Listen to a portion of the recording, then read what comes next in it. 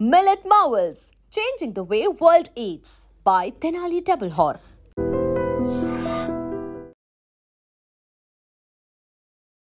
Hi hello నమస్తే welcome back to iDream Media. ఇక సొసైటీలో ప్రతి క్షణం కూడా చాలా జాగ్రత్తగా ఉండాలి అని నిరూపించే కొన్ని సంఘటనలు జరుగుతూ ఉంటాయి. కూకట్పల్లిలో జరిగిన సహస్ర హత్య కేసు అలాంటిదని చెప్పవచ్చు. అయితే ఆడపిల్లల తల్లిదండ్రులు జాగ్రత్తగా ఉండాలని వాళ్ళు ఎంత ప్రయత్నిస్తున్నా సరే ఏదో ఒక కోణంలో ఏదో ఒక ఆడబిడ్డ ఇలా హింసకు గురవుతూనే ఉంది.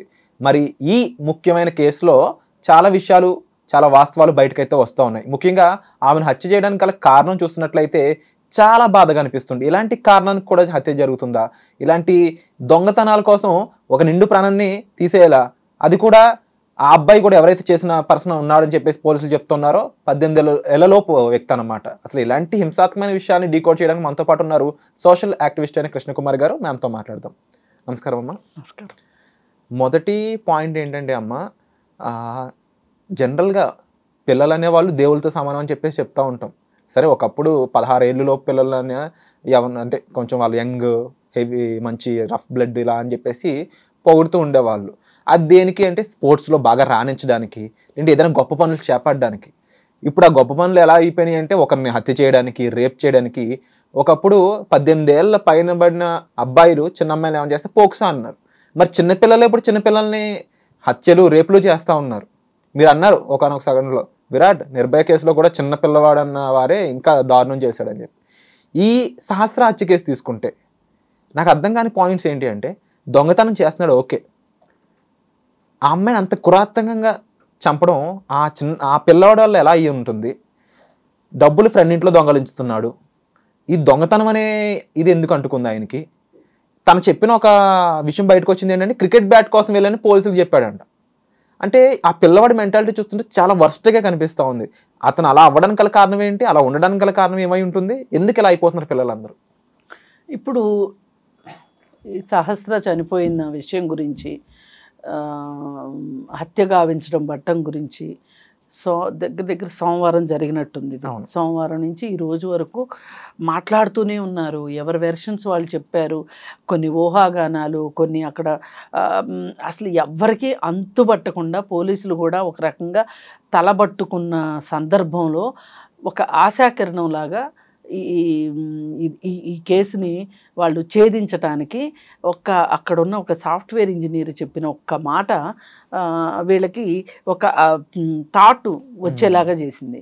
పైగా ఈ పిల్లవాడు కూడా 10:30 సమయంలో నా డాడీ అనే కేకలు వినిపించినాయి అని చెప్పాడు. ఆ అబ్బాయి ఒక్కడు చెప్పాడు తప్పితే ఇంకెవ్వరూ చెప్పలే. ఆ బిల్డింగ్లో వాళ్ళు కానీ ఇంకెవరూ కానీ చెప్పలా. సరే, ఏది ఏమైనా అందరికీ ఒక పెద్ద పజిలే అది.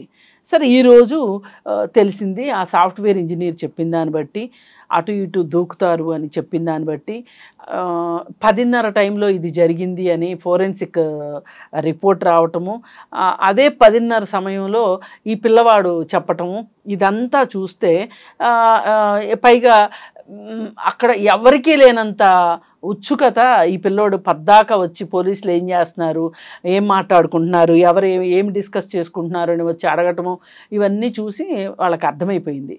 ఓహో, ఈ పిల్లవాడి దగ్గర ఏదో క్లూ దొరకొచ్చేమో అనుకుని తీసుకెళ్ళి విచారిస్తే నిజంగానే నేనే చేశాను అని చెప్పాడు. అయితే సీను రీక్రియేషన్ చేస్తారు వాళ్ళు.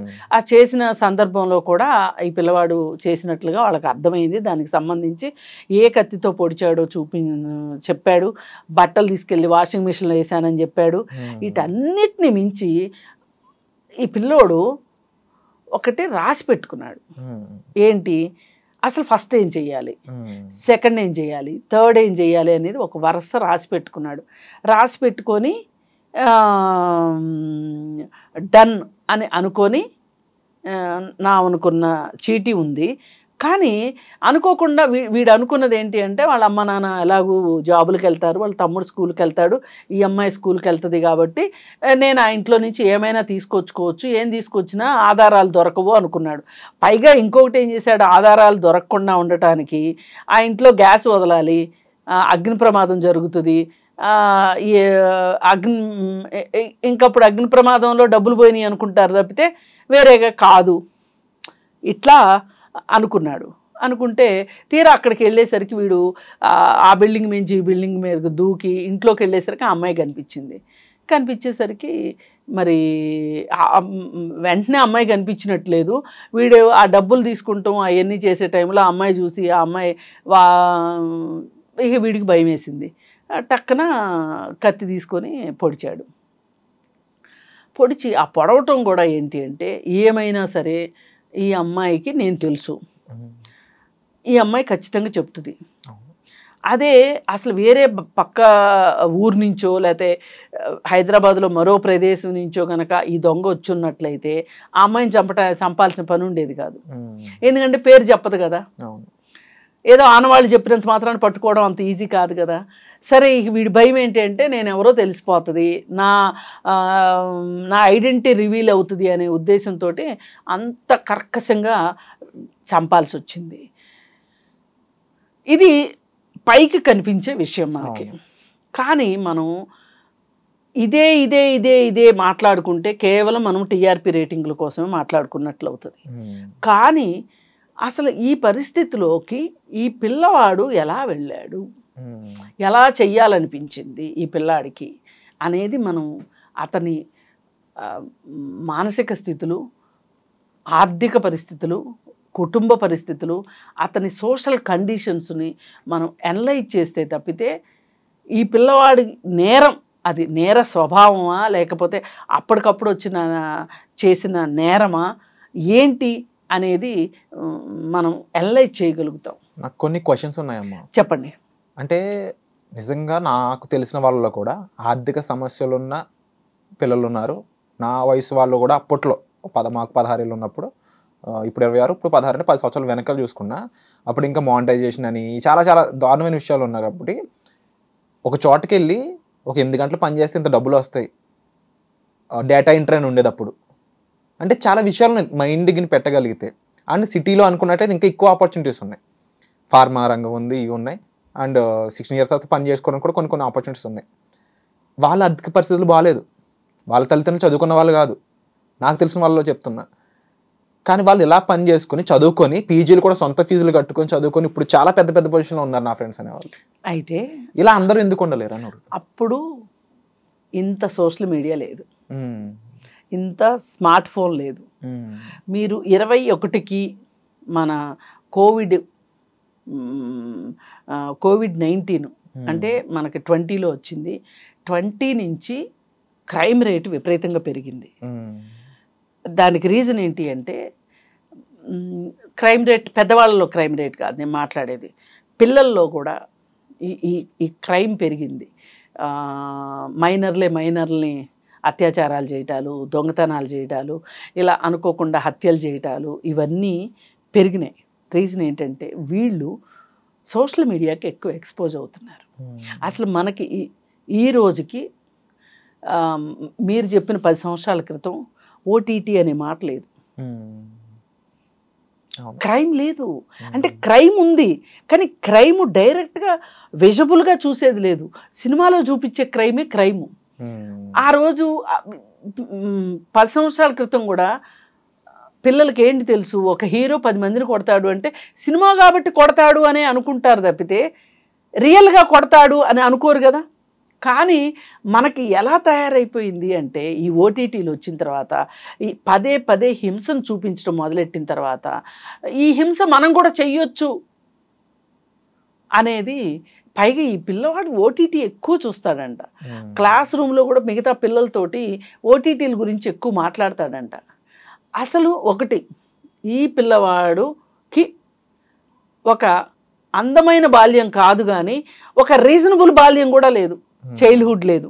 వాళ్ళ నాన్న తాగుతాడు, వాడు ఏమీ పని చేయడు, వాళ్ళ అమ్మ పని చేస్తుంది, ఇల్లంతా పోషిస్తుంది. వీడికి 2 అక్కలు ఉన్నారు. ఆ ఇంటి మొత్తానికి వాళ్ళ అమ్మ మూలస్తంభం, వాళ్ళ అమ్మ కష్టపడుతుంది. ఇంట్లో నిత్యం గొడవలు అవుతూ ఉంటాయి. తాగుబోతు మొగుడుంటే ఇంట్లో గొడవలు కాకుండా ఏం జరుగుతాయి? జరుగుతున్నాయి. వీడికి ఒక గందరగోళం ఉంది ఈ పిల్లవాడికి మనసులో. ఆ గందరగోళానికి ఆన్సర్స్ లేవు, ఏం చేయాలో లేదు. భవిష్యత్తు మీద ఆశ ఉందని కూడా నేను అనుకోను. ఏదో వాళ్ళ అమ్మ స్కూల్కి పంపిస్తుంది, స్కూల్కి వెళ్తున్నాడు, స్మార్ట్ ఫోన్ ఉంది, ఓటీటీలు చూస్తున్నాడు, నలుగురితో అక్కడే ఆలోచిస్తున్నాడు. ఒక ట్రాన్స్లో ఉన్నాడు ఆ పిల్లాడు అనిపిస్తుంది నాకు. అది ఆ పిల్లాడు ఆ 15 ఏళ్ల పిల్లల్లో ఉండాల్సిన మామూలు కుటుంబాల్లో ఉండే మనస్తత్వంలో అయితే ఆ పిల్లవాడు లేడు. మన చట్టాలు కూడా మారాల్సిన సమయం వచ్చిందంటారా? ఎందుకు ఈ పాయింట్ అడుగుతున్నానంటే, ఎక్కడో ఇప్పుడు మీరు అన్నట్టు ఈ ఓటీటీ వల్ల, గూగుల్ వల్ల కాస్త ఒకప్పుడు తెలుసుకోలేని ఇన్ఫర్మేషన్ ఇప్పుడు తెలుసుకోగలుగుతున్నారు. ఎంతో కొంత ఈ శిక్షలనో ఇవనో ఇండియాలో కాస్త వెసులుబాటు ఉంటుందనే విషయం అందరికీ తెలిసినప్పటికీ, ముఖ్యంగా ఈ ఏజ్ వైజ్ శిక్షలు అనేవి చాలా ఎక్కువ మందికి తెలివిగా క్రైమ్ చేయడానికి ఉపయోగపడుతున్నాయి అనడంలో ఎటువంటి డౌట్ లేదు నేను అంటాను. ముఖ్యంగా 18 లోపు, ఇప్పుడు 18 పైబడిన వ్యక్తి ఇదే పని చేస్తుంటే పోక్సో చట్టంలో ఆయనకి ఎలా శిక్షలు ఉంటాయో అందరికీ తెలుసు.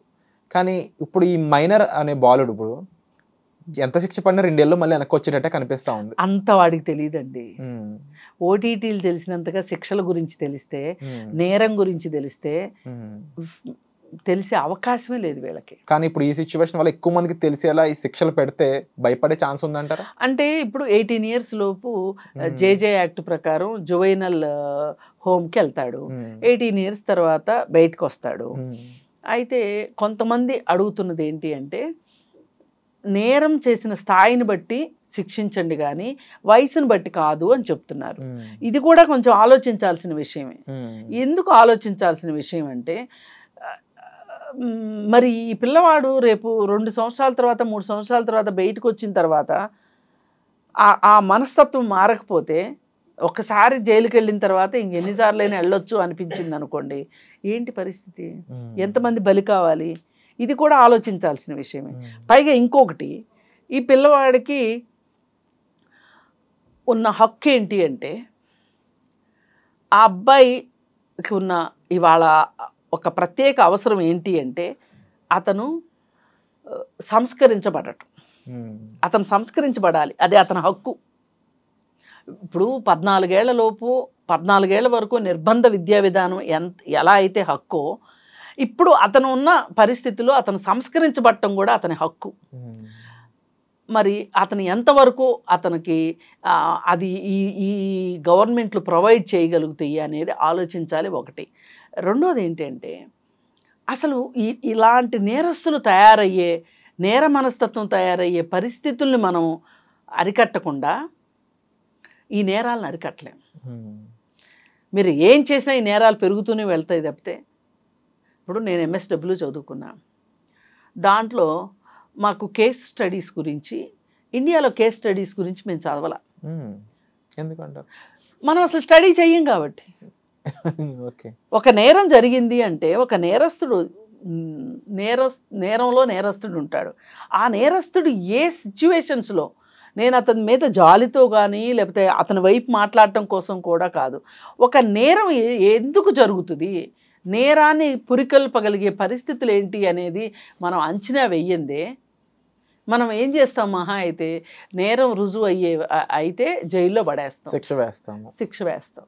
అంతేగాని నేరం ఎందుకు జరిగింది, ఆ కుక్కట వేళతో దాన్ని పెకలించడం చేయం. దానికోసం ఏం చెయ్యాలి అనే ఆలోచన అసలు మన దగ్గర లేదు. దీనికి రీసెర్చ్ అండ్ అనాలిసిస్ జరగాలి, రీసెర్చ్ అండ్ డెవలప్మెంట్ జరగాలి. అలాంటిది ఏమి లేదు మన దగ్గర. అంటే ఇప్పుడు మీరు చెప్తున్నట్టు చూస్తే ఇవన్నీ అన్సాల్వ్డ్ ప్రాబ్లంగా మారడానికి గల కారణం ఈ రీసెర్చ్ చేయకపోవడం. అంటే ఒక రేప్ అనేది జరిగితే, అత్యాచారం జరిగిందండి, అత్యాచారం జరిగితే ఇప్పుడు మైనర్లని అత్యాచారాలు చేస్తున్నారు. అసలు ఈ పిల్లలు ఎందుకు చేస్తున్నారు?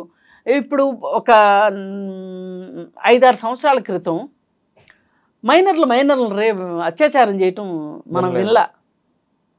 ఎందుకు అంటే కోవిడ్ అప్పుడు వీళ్ళందరికీ స్మార్ట్ ఫోన్లు ఇవ్వటం వల్ల, స్మార్ట్ ఫోన్లో చదువులు చెప్పటం వల్ల 1 సంవత్సరం దరిద్రానికి ఇంత కష్టపడాల్సి వస్తుంది. పైగా తల్లిదండ్రులు కూడా ఈరోజు పిల్లలకి స్మార్ట్ ఫోన్లు ఇస్తున్నారు. ఇది మానాల్సిందే, ఈ విధానం మార్చాల్సిందే. పిల్లలకి ఏడిస్తే సెల్ ఫోను, తిండి తినాలంటే సెల్ ఫోను, నేను 1 గంట చదువుకుంటానంటే నన్ను 1 గంట సెల్ ఫోన్ చూసుకొని ఇవ్వాల్సిందే అని పిల్లలు బేరాలు పెట్టే పరిస్థితికి ఇవాళ సమాజం ఉంది అంటే తల్లిదండ్రులు ఇంత ఒక రకంగా కొన్ని సందర్భాల్లో తల్లిదండ్రులు నిస్సహాయాలుగా అవుతున్నారు. ఈ పరిస్థితికి అసలు ఈ స్మార్ట్ ఫోన్ల పైన నియంత్రణ కావాలి, ఓటీటీలు పైన నియంత్రణ కావాలి. ఓటీటీలకి అసలు ఏ మాత్రం సెన్సార్షిప్ కూడా లేకుండా ఓటీటీలు నడుస్తున్నాయి.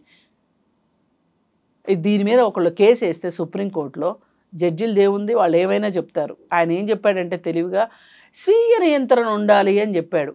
ఎవరికి ఉండాలో చెప్పాలి ఆయన. స్వీయ నియంత్రణ ఎవరికి ఉండాలి? మీకు ఉండొద్దా గవర్నమెంట్లకి? అసలు ఓటీటీలను అలా దేశం మీదకి ఈ సినిమాలను వదిలేయాల్సిన అవసరం ఏంటి? ఎందుకు వదిలేశారు? ఇది ఖచ్చితంగా డిబేటబుల్ సబ్జెక్ట్ అండి. ప్రభుత్వాలు కూడా ఆలోచించాలి, సమాజం కూడా ఆలోచించాలి, తల్లిదండ్రులు ఆలోచించాలి, స్కూల్స్ ఆలోచించాలి. ఇవన్నీ ఇప్పుడు స్కూల్స్లో ఖచ్చితంగా అది గవర్నమెంట్ స్కూల్ అయినా ప్రైవేట్ స్కూల్ అయినా కౌన్సిలర్స్ ఉండాలి, సైకాలజిస్టులు ఉండాలి స్కూళ్ళల్లో. ఒక టీచర్కి ఒక పిల్లవాడు కొంచెం తేడాగా ఉన్నాడు అనిపించిన పిల్లవాడినో పిల్లనో ఆ కౌన్సిలర్ దగ్గరికి పంపించాలి. పంపిస్తే వాళ్ళు మాట్లాడతారు వాళ్ళ మనసులో ఏంది. ఇప్పుడు శ్రీ చైతన్య కాలేజీల్లోనూ నారాయణ కాలేజీల్లోనూ ఆత్మహత్యలు జరుగుతున్నాయి అంటే అక్కడ కౌన్సిలర్లు లేరు. ఇదంతా అబ్జర్వ్ చేస్తుంటే వ్యవస్థలో మార్పు రాకపోవడమే వీటన్నిటికీ కారణం అని చెప్పొచ్చు. అంతే, వ్యవస్థలో మార్పులు రాందే ఇలాంటి నేరాలు ఘోరాలు జరుగుతూనే ఉంటాయి. మనం ఇలా మాట్లాడుకుంటూనే ఉంటాము. అంతకు దీనికి సొల్యూషన్ కావాలి అంటే వ్యవస్థాగతమైన మార్పులు రావాలి, కుటుంబాల్లో పరిస్థితులు మారాలి. ఆ తండ్రి చేసిన అది ఈరోజు అది డైరెక్ట్గా కనిపించకపోవచ్చు. ఈ నేరంలో ఆ తండ్రిదే ప్రధాన పాత్ర, ఓటీటీలదే రెండో పాత్ర. అసలు ఆ తండ్రి అలా తాగుబోతులాగా అయిపోతే ఆ పిల్లలు ఏం నేర్చుకుంటారు ఆ ఇంట్లో చూసి? పెంపకం అయి ఉండొచ్చు, లేకపోతే మీరు చెప్తున్న అడ్రస్ చేస్తున్న విషయాలు ఒక పక్కన. అంటే ముఖ్యంగా ఈ ఎపిసోడ్లో ఈ సంఘటన గురించి వివరాలు తెలుసుకున్నాం. ఇలాంటి శిక్షలో అనే దానికంటే కూడా ఏం చేస్తే పరిస్థితులు మారుతాయని తెలుసుకున్నాము. దాంతోపాటుగా ముఖ్యంగా వ్యవస్థ తన సైడ్ నుంచి ఎటువంటి మార్పులు తీసుకొస్తే ఇవి కాస్త ఒకటండి. ఆ పిల్లవాడిని తల్లిదండ్రులు పట్టించుకోవాలి అనుకుంటున్నాము. అన్నీ పట్టించుకోవాల్సిన తండ్రి ఏమో తాగి పడుకుంటున్నాడు, తల్లేమో కుటుంబం నడపడానికి ఇల్లు తిరిగి పనులు చేసుకుంటుంది. మరి అలాంటప్పుడు అసలు ఈ పిల్లవాడు ఎలా ఉన్నాడు, ఈ పిల్లవాడు ఏమవుతాడు అనేది ఎట్లా ఎవరు మానిటర్ చేయాలి ఈ పిల్లోడిని? ఇప్పుడు ఈ పిల్లోడిని మానిటర్ చేయాలంటే వాళ్ళమ్మ ఇంట్లో కూర్చోవాలి. ఇప్పుడు ఆ మధ్య ఒక మైనర్ బాలిక మీద మైనర్ బాలురు అత్యాచారం చేస్తే అమ్మాయి గర్భవతి అయితే ఆ గర్భాన్ని టెర్మినేట్ చేయించడానికి అని చెప్పి కోర్టులో కేసు వేస్తే సోషల్ యాక్టివిస్టులు జడ్జి అడుగుతాడు, ఏమి పిల్లకి 5వ నెల వచ్చే వరకు తల్లికి ఎలా తెలియలేదు అని. తండ్రి లేకపోతే ఇంటిని పోషించుకోవటానికే కష్టపడుతుందా? ఈ పిల్లకి ఏం జరుగుతుంది ఏమవుతుంది అనేది చూసుకుంటమే సరిపోతుందా? మరి 6 మంది 7 మంది అబ్బాయిలు కలిసి చేశారు ఇది. ఆ 7 మంది 6 మంది తల్లిదండ్రులు ఏం చేస్తున్నారనే ప్రశ్న రాలా. చాలా ఈజీగా ఆ ఆడపిల్ల తల్లి మీద ఆయన మాట్లాడగలిగాడు. అంటే మనము సమస్య ఒక చోట ఉంటే మనం ఇంకొక చోట ఆలోచిస్తున్నాం. రోగం ఒకటైతే మందు ఇంకొకటి వేస్తున్నాం. ఈజీగా ఇవాళ మాట్లాడేస్తున్నామండి, రేపు కూడా బజ్ ఉందంటే మాట్లాడుకుంటాం, కొంతకాలం తర్వాత ఆగిపోతుంది, ఎల్లుండి ఇంకోటి వస్తుంది మాట్లాడతాం. ఏమైంది అసలు సహస్ర కేసు అంటే ఎవరు మాట్లాడతారు చెప్పండి? Prevention is better than cure అనే ఒక మాట ఉంటుంది, స్టేట్మెంట్. దానికి తగ్గట్టు నడుచుకోవాలని మీరు చెప్పడం చాలా గొప్పగా ఉందమ్మా. ఎందుకంటే చూస్తూనే ఉన్నాం, మనకు తెలియనే కాదు లాస్ట్ 10 సంవత్సరాల్లో రేపులు ఎన్ని జరిగాయి, ఎంత ఇలాంటి ఏజ్లో జరిగాయి, ఎవరెవరు చేస్తారు అంటే చూస్తే దానికి ఒక కోణం లేదు. మీరు చెప్పినట్టు ప్రతి కోణంలోనూ ప్రతి సిచ్యువేషన్ జరుగుతూనే ఉన్నాయి. అవును, కానీ మీరు చెప్పినట్లు prevention is better than cure అన్న విధంగా మనలో మార్పు రావాలి, వ్యవస్థలో మార్పు రావాలి, ప్రతి ఒక్కరిలో మార్పు రావాలి, ఒక బెటర్ సొసైటీ వైపు మనం అడుగేయాలని కోరుకుందాం. కృష్ణకుమార్ గారు చెప్పిన ఈ విషయాలపై మీ అభిప్రాయాలను తప్పకుండా కామెంట్ సెక్షన్లో మెన్షన్ చేయండి. మరీ ముఖ్యంగా మీ వంతు మీ ఆలోచనని కామెంట్ సెక్షన్లో షేర్ చేయండి, మీరు ఏమని ఫీల్ అవుతున్నారు అనేది. అండ్ వచ్చే ఎపిసోడ్లో మళ్ళీ కలుద్దాం. Thank you so much. నిజంగా ప్రస్తుతం ఉన్నటువంటి సమాజం దేనికి ప్రయారిటీ ఇస్తుంది? ఆర్థిక సంబంధాల చుట్టూ మాత్రమే తిరుగుతుంది. మళ్ళీ ఎన్నికలంగానే చాలా విరక్తి కలుగుతాం. మంచి అనిపిస్తుంది కదా, లేడీస్ కూడా ఛాలెంజింగ్ జాబ్స్ చేసినప్పుడు చాలా బాగుంటది. ట్రాఫిక్ అసిస్టెంట్స్ గా నియమించిన ట్రాన్స్జెండర్స్ అందరితో సాల్యూట్ చేయించుకుంటున్నారు. ఫుడ్ డెలివరీ ఇవ్వటానికి వెళ్ళినటువంటి డెలివరీ బాయ్ అనిల్ పై కళ్ళ ముందు పెళ్ళండుకోండి.